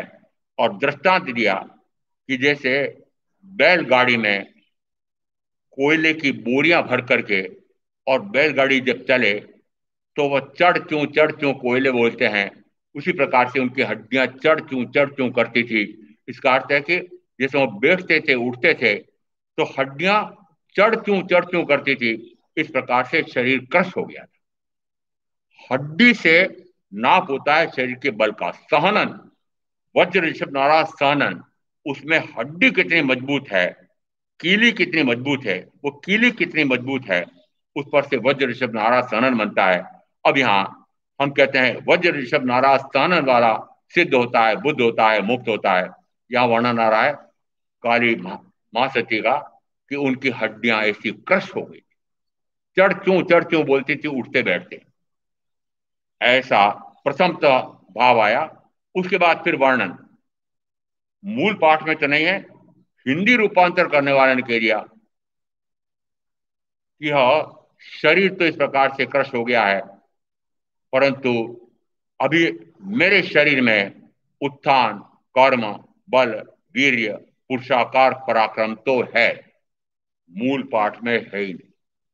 मेरे शरीर में मेरा शरीर बोलेंगे वो। है? फिर लिया, मेरे शरीर में उत्थान कर्म बल, ये उत्थान कर्म बल वीर्य पुरुषाकार पराक्रम 5 प्रकार के गुण कौन से हैं? मूर्त हैं कि अमूर्त हैं? शरीर के हैं कि आत्मा के हैं? आत्मा की गुण। 12-5 व्याख्या प्रकृति में स्पष्ट आया है। ये उत्थान बल वीर्य, ये पुरुषाकार पराक्रम, उत्थान कर्म बल वीर्य पुरुषाकार पराक्रम, यदि 3-3 व्याख्या प्रकृति में आया है कि यदि वह कर्म का उपशम करता है, यदि वह कर्म का क्षयक्षम करता है, यदि वह कर्म की उदीर्णा करता है, यदि वह कर्म को निर्जरित करता है, तो प्रत्येक में आया है कि वह उत्थान कर्म बल वीर्य पुरुषाकार पराक्रम से करता है, उसके बिना नहीं। इसका अर्थ है यदि कर्म की उदीर्णा करना है, कर्म का क्षय करना है, कर्म को क्षीण करना है, तो कैसे करेंगे? आत्मा के उत्थान कर्म बल वीर्य पुरुषाकार पराक्रम से करें। अर्थ क्या निकला? अर्थ ये निकला, आत्मा का उत्थान कैसे? कि आत्मा अपने आप में उठे, जागृत हो जाए। जागृत होकर के अब कर्म कैसा करे? कि अब कर्म ऐसा करे कि वो कर्म क्षीण हो जाए। कार्य क्रिया कैसी करे? क्रिया ऐसी करे कि क्रिया से रहित हो जाए। कौन सी क्रिया? जिस क्रिया से अक्रिय हुआ जाता है वह क्रिया। उत्थान कर्म बल, बल कौन सा? आत्मा का बल। उत्थान कर्म बल वीर्य, ये सारे पर्यायवाची के नाम। वीर्य ने आत्मा की अनंत शक्ति, अनंत वीर्य, वह उत्थान कर्म बल वीर्य पुरुषाकार पराक्रम। पुरुषाकार पराक्रम, यह शब्द दिया, पराक्रम फोड़े कहां? पुरुष के आकार रूप पराक्रम। पौरुष, पौरुष है ना, शक्ति कैसी? आत्मा की शक्ति कितनी? अनंत शक्ति, अनंत वीर्य। और अब यहां श्वेतांबर परंपरा में कहा जाता है, चाहे शरीर पुरुष, चाहे शरीर स्त्री, चाहे शरीर नपुंसक, वे भी इस प्रकार से उत्थान कर्म बल वीर्य पुरुषाकार पराक्रम से सर्वघाती कर्मों का क्षय करके और सिद्ध बुद्ध मुक्त हो सकते हैं। ऐसी श्वेतांबर परंपरा में मान्यता है। दिगंबर कहते हैं कि नहीं, पुरुष का लिंग होगा तभी वह सिद्ध बुद्ध मुक्त हो सकता है।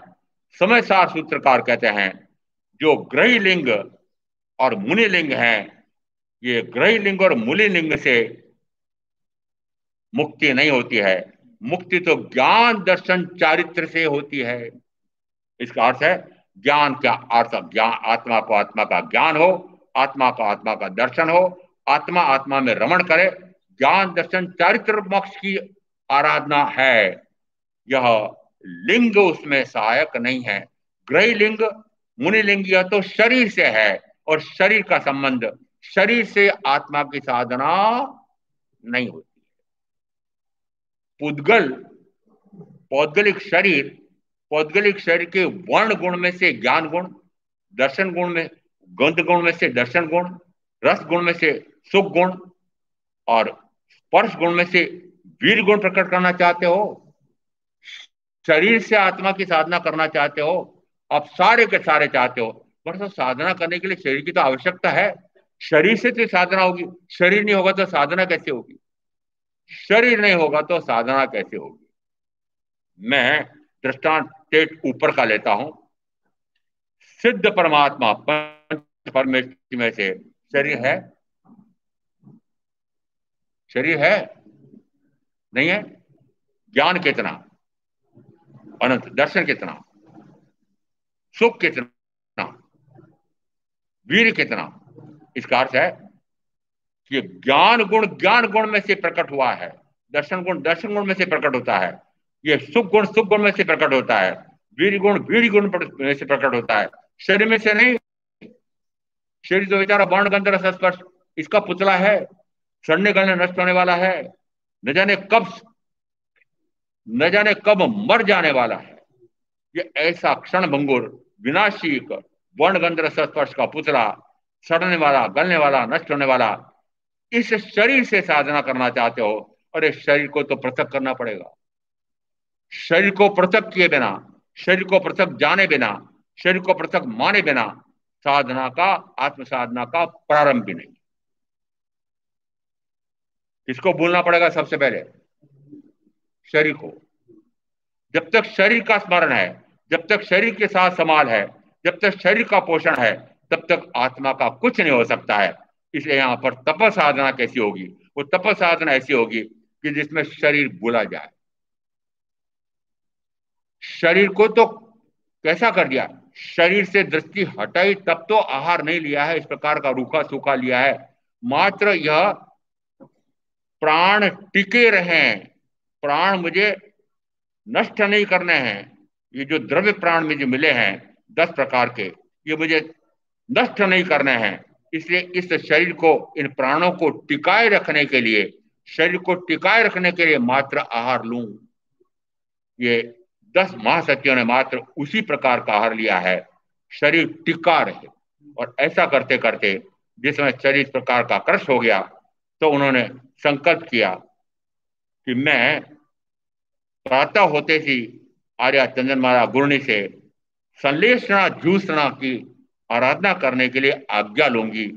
प्रातःकाल होता है, गुरुनी से आज्ञा लेते हैं, संलेषणा जूसना इस प्रकार की विपुलगिरी पर्वत पर जाकर शत्रुंजय, ये अरिष्ट परमात्मा के संदर्भ से आया।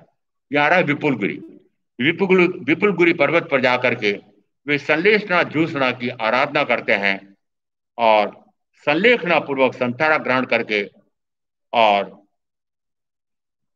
सर्वघाती कर्मों का अक्षय, सर्व अघाती कर्मों का अक्षय और सिद्ध हो जाते हैं, बुद्ध हो जाते हैं, मुक्त हो जाते हैं, परिनिर्वाण को प्राप्त करके सर्व दुखों का अंत कर देते हैं। ऐसा काली महासती जी का वर्णन आता है। ये काली महासती ने, संदर्भ आ रहा है इसलिए लेना पड़ रहा है मुझे, कि भगवान महावीर से पूछा कि मेरा पुत्र यह महाराजा चेटक के साथ महाराजा कोणिक से रसमूलक संग्राम में गया हुआ है, क्या मैं उसका वापस मुंह देख सकूंगी? क्या मुझे वह जीवित मिलेगा?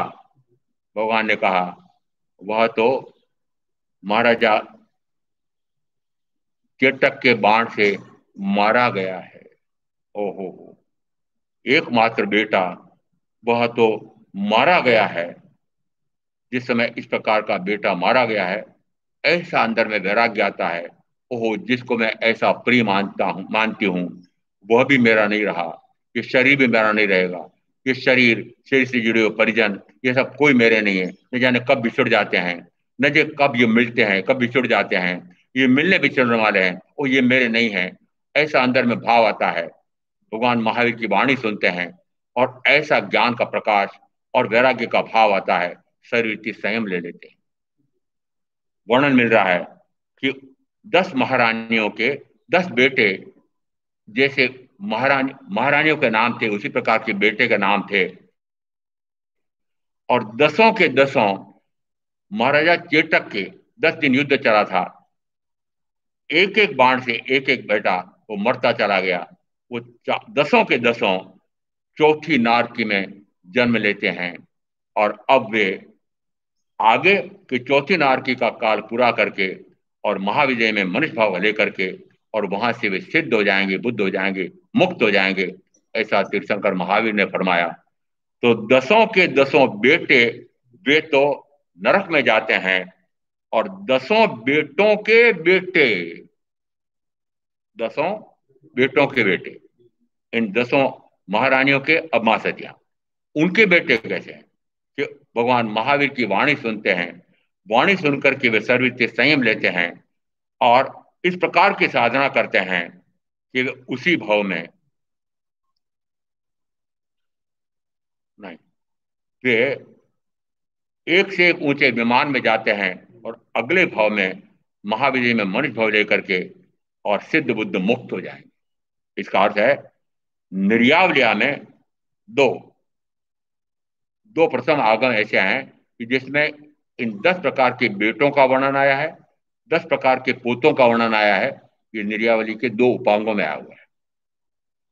इसका अर्थ है कि यदि ये 10 जो हैं ये प्रथमतः पांच इंद्रियों के भोगों में तन्मय, आरंभ, समारंभ समारंभ, फिर पांचवें इंद्रियों के चक्र के भोग भोगना, और उसके बाद में कि महाराजा चेटक ने आह्वान कर दिया था कि मैंने शरण दी है ये हल विहल को, ये महाराजा क्रोनिक इनसे हार हाथी छीनना चाहता है, और यह मेरे रक्षा में आ गया है, यह हार हाथी देना नहीं चाहता है। मैंने कहा यदि तुम्हारे पिता ने दिया है तो तुम वापस उसको क्यों दो, मत दो।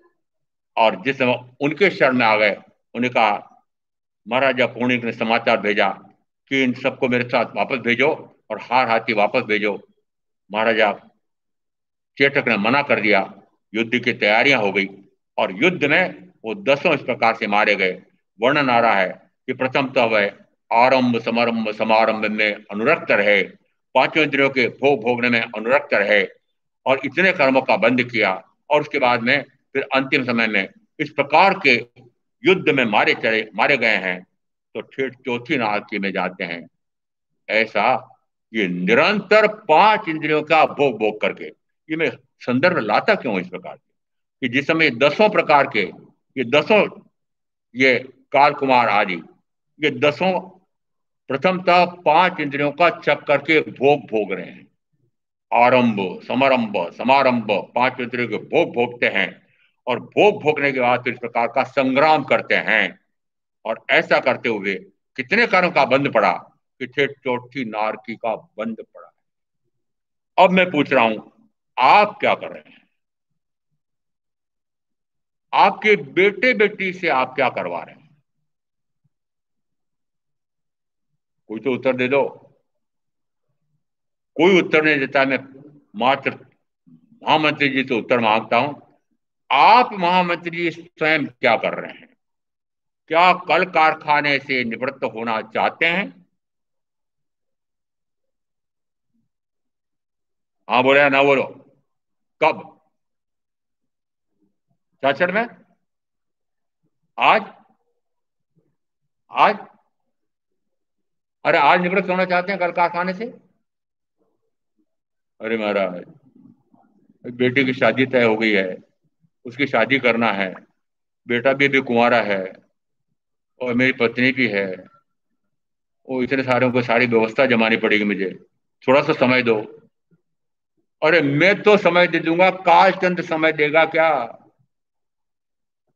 हम्म? मेरे तो समय मांग ली, मुझसे तो समय मांग लिया, हमारा थोड़ा समय दो ना, फिर ले लूंगा। काशचंद समय देगा?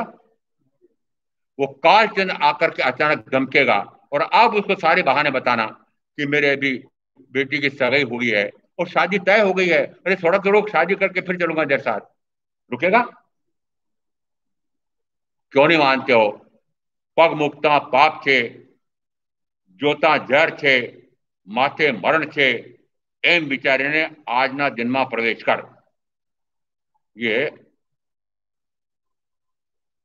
एक आत्मसिद्धि के रचनाकार, उन्होंने एक ग्रंथ आया है, उस ग्रंथ में आया है पग मुक्ता पाप छे। पग यानी पांव, पांव बाहर रखा कि पाप। पांव कौन सा? पांव कौन सा? आत्मा का विकारी भाव। जैसी आत्मा ने विकार का भाव किया, पग मुक्ता पाप, कि अपने आत्मा की सीमा से बाहर निकल करके, और जैसे ही मैंने किया, राग या द्वेष या कषाय या पांच इंद्रियों की रति अरति, जैसा पग मुक्ता पाप से, पांव आत्मा के असंख्यात प्रदेश, आत्मा के अनंत गुण, ज्ञान दर्शन सुख वीर, इन गुणों को छोड़ करके पांव बाहर रखा, तो कहा पग मुक्ता पाप छे, जोता जड़ छे। अब जोता जड़ छे क्या है? बाहर देखना ही जड़ है। बाहर ने कहा अपने आप को जानूं, अपने आप को देखूं, अपने आप में रहूं, उसके स्थान पर पराये को अपना जानता हूं, पराये को अपने रूप देखता हूं, उसका नाम दिया जोता जड़ है। पराये को अपने रूप देखा,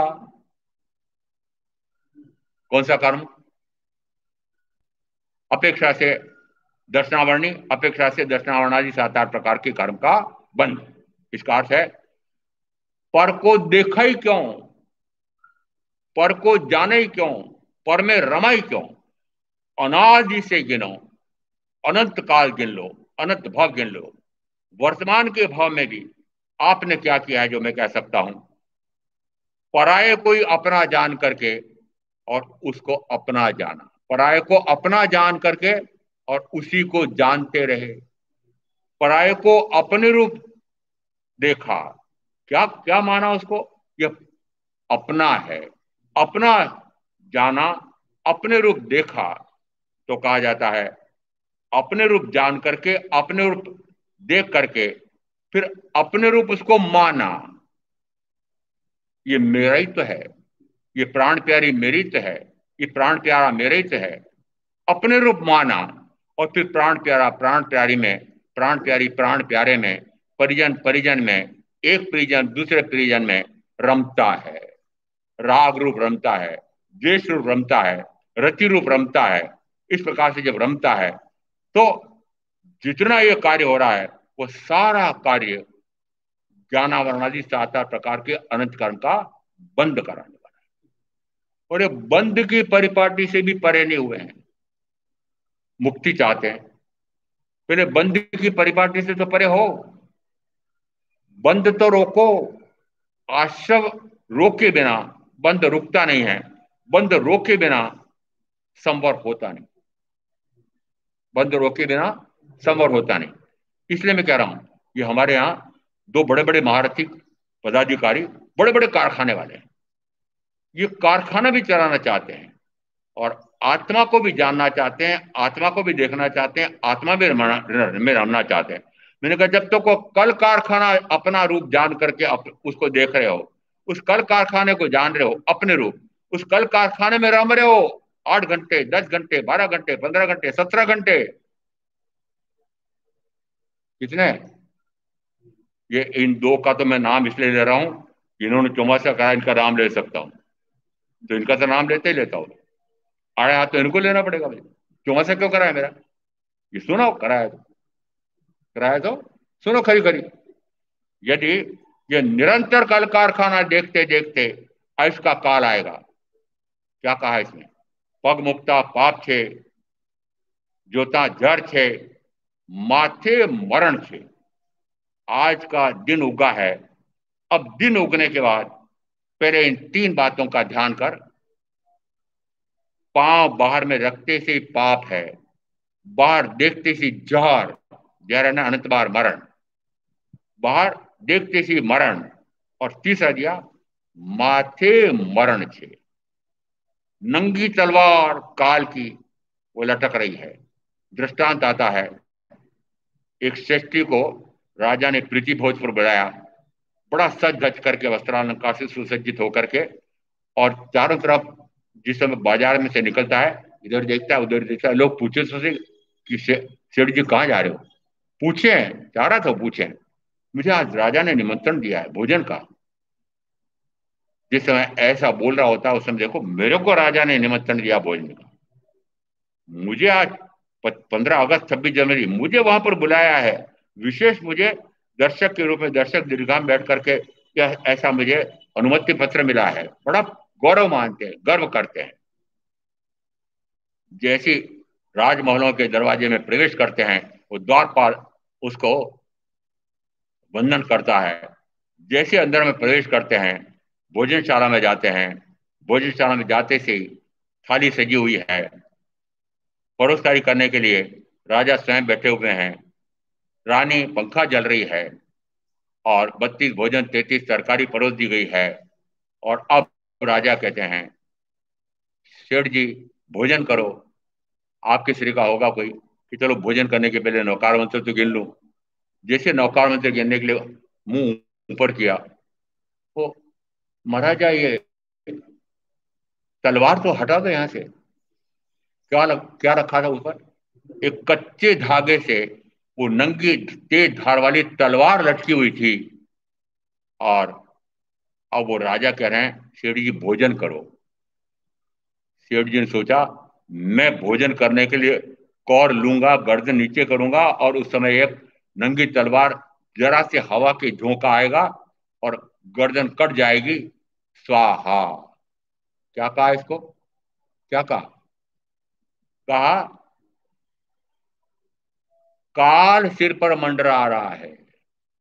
क्या विचार करो, प्रातः काल उठते थे, प्रतिदिन प्रातः काल उठते थे, विचार करो कि पग मुक्ता पाप थे, जोता जर थे, माथे मरण थे, माथे मरण थे।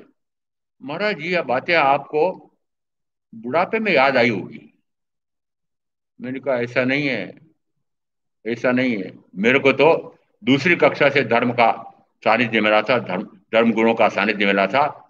और इस प्रकार का मुझे छात्रावास भी, जैन छात्रावास, 9वीं 10वीं में, 11वीं में। इसका अर्थ है कि मुझे तो धर्म के बोल सुनने का उस समय भी अवसर मिला था। 8वीं में था तब मैंने पाथर्डी बोर्ड का 8वीं कर लिया था, पाथर्डी बोर्ड का प्रथमा कर लिया था। 9वीं था जैन सिद्धांत विचार कर लिया, जैन सिद्धांत विचार का द्वितीय खंड कर लिया। 11वीं में जैन सिद्धांत प्रभाकर का कर लिया। तो आप मत समझ लो, मुझे तो धर्म के बोल पहले भी मिले थे। इसका अर्थ है कि जिस समय ऐसा पहले से मिले हुए हैं, उसका निरंतर स्वाध्याय, निरंतर ध्यान, निरंतर स्वाध्याय, निरंतर ध्यान, इस कारण से भूमिका उस प्रकार की लेकर के और फिर ये सर्ववृत्ति संयम आया है। इसका अर्थ है अभी आपकी तो भूमिका भी नहीं, भूमिका भी नहीं है। निरंतर यदि आप ये सारे आरंभ समारंभ समारंभ परिग्रह करके, परिग्रह में कौन से सूत्रकृतांग सूत्रकार कहते हैं, दो प्रकार के परिग्रह हैं, एक सचित्त और एक अचित्त। यहाँ चाहे वह सचित्त या अचित्त न्यून मूल्य वाला हो या अधिक मूल्य वाला हो, कम हो या अधिक हो, जब तक इस प्रकार का परिग्रह है तब तक निरंतर कर्म का आचरण बंद है। कर्म का, कर्म के आने का कारण कौन? तो कहा यह परिग्रह। कौन सा परिग्रह? सचित्त, ये जो चित्त है ना, आत्मा, आत्मा है ना, जो जो परिजन परिचित आदि हैं वो सचित्त परिग्रह। अचित्त परिग्रह कौन सा? कि वो चल अचल संपदा। ये इतना परिग्रह, करोड़ों का परिग्रह, लाखों करोड़ों अरबों का परिग्रह लेकर के बैठे हुए हो, और इस प्रकार के परिग्रह के कल कारखाने, व्यापार व्यवसाय, उद्योग धंधे लेकर के बैठे हुए हो, और अब चाहते हो कि मैं भी मुक्त हो जाऊं। कहां से हो जाओगे? कहां से हो जाओ? विराम देना पड़ेगा, उसको विराम देना पड़ेगा। आरंभ परिग्रह से निवृत्त हुए बिना ज्ञान और केवल ज्ञान की प्राप्ति नहीं हो सकती है। ये 2-3 स्थानांक सूत्र में इसका स्पष्ट आया हुआ है। इसका अर्थ है आरंभ और परिग्रह से विरत हुए बिना विरति आती नहीं। और यहाँ ये बाह्य में दिख रहा है कि इन महासचिवों ने मात्र इस प्रकार की तप साधना की है, उनके ज्ञान, साक्षात तीर्थंकर महावीर की वाणी सुनने का अवसर मिला हुआ है, फिर साथ में आर्य चंदनमाला की वाणी सुनने का अवसर मिला हुआ है। यहाँ यदि कहें कि 11 अंगों का अध्ययन किया, अरे साक्षात तीर्थंकर विद्यमान है, अरे अंगों का अध्ययन करने बैठेंगे कि साक्षात तीर्थंकर की वाणी सुनेंगे, साक्षात गुरुनी आर्य चंदनमाला की वाणी सुनेंगे। वो वाणी सुनते हैं, ज्ञान का प्रकाश बढ़ता चला जाता है, दर्शन गुण का प्रकाश बढ़ता चला जाता है, अंदर में सर्ववृत्ति स्वयं ले लिया है, तो आत्मा के अनंत सुख का आस्वाद निरंतर बढ़ता चला जाता है। 5 इंद्रियों के सुखों का बेस्वाद छोड़ते चले जा रहे हैं। ये कैसे पता लग रहा है? कि ऐसे उग्र से उग्रतम तप किया है। इसका अर्थ है कि 5 इंद्रियों के, ये रसनेन्द्रिय के सुख का पूर्णतः परित्याग किया है, स्पर्शेंद्रिय के भोग छोड़ करके सर्ववृत्ति संयम लिया है, और रसनेन्द्रिय का सुख भी छोड़ा है।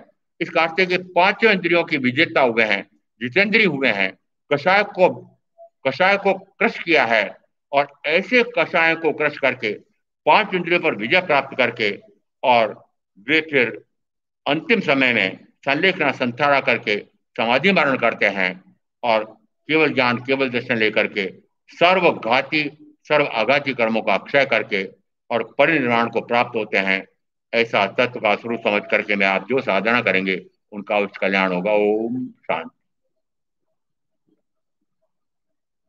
गुरुदेव के आगे चत्तारि मंगलाम अरिहंता मंगलाम सिद्धा मंगलाम साहू मंगलाम केवली पणत्त धम मंगलाम। चत्तारि लोगोत्तमा अरिहंता लोगोत्तमा शिवा लोगोत्तमा साहू लोगोत्तमा केवली पणत्त धम लोगोत्तमा।